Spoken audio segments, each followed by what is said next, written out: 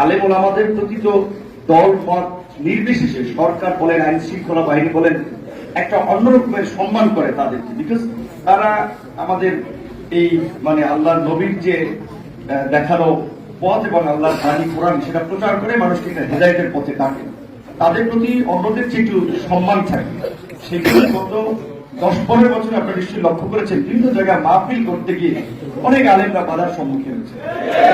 দেখা যাচ্ছে যে কিছু কিছু ছেলে, তারাও হয়তো যুবক, কিন্তু তারা বিপদগামী, আলেম ওলামাদের সাথে বেয়াদবি করেছে, আইন শৃঙ্খলা বাহিনীর অনেকেও আছে, অসম্মানিত করেছে, এবং মামলা হামলা এগুলো তো আছেই। এই পরিস্থিতি আলেম ওলামাদের সাথে হয়েছে। সেখানে সাধারণ মানুষ হিসেবে আমি ঢাকা বিশ্ববিদ্যালয়ে 28 বছর পরে ছাত্র সংসদ নির্বাচন হয়েছিল।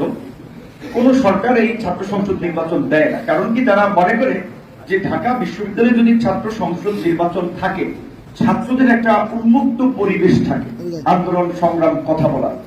এবং আমাদের দেশের যে রাজনৈতিক দল যারা বিশেষ করে গত 32-33 বছরে একটা গণতান্ত্রিক সরকার আমরা বলি, কিন্তু কতটুকু ক্ষমতায় গেলে তারাও গণতান্ত্রিক ছিল সেটি আপনারা জানেন। যার ফলে তারা একটা ভয় পায় যে ছাত্র আন্দোলন যদি হয়, তাদের দুর্নীতি লুটপাট দুঃশাসনের বিরুদ্ধে তারা ক্ষমতায় থাকতে পারবে না। যার ফলে ঢাকা বিশ্ববিদ্যালয় সহ কোনো বিশ্ববিদ্যালয় এই ছাত্র সংসদ নির্বাচনগুলো দেয়নি।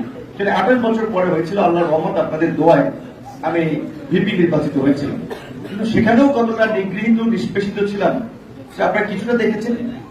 কিন্তু তারপরেও একটা বিষয় তো লক্ষ্য করেছেন যে এত এই হামলা মামলা নির্যাতন নিপীড়ন প্রতিকূলতা, তারপরেও কিন্তু আমরা যে আমাদের লক্ষ্য উদ্দেশ্য ছিল সমাজের একটা পরিবর্তন এবং এই ফ্যাসিস্ট শাসনের অবসাশন, আমরা হাল ছাড়িনি। যে কারণে আলেম ওলামা রাজনীতিবিদ সবার সাথে সবসময় আলাপ আলোচনার মধ্যে দিয়ে চেষ্টা করেছি কি করা যায়।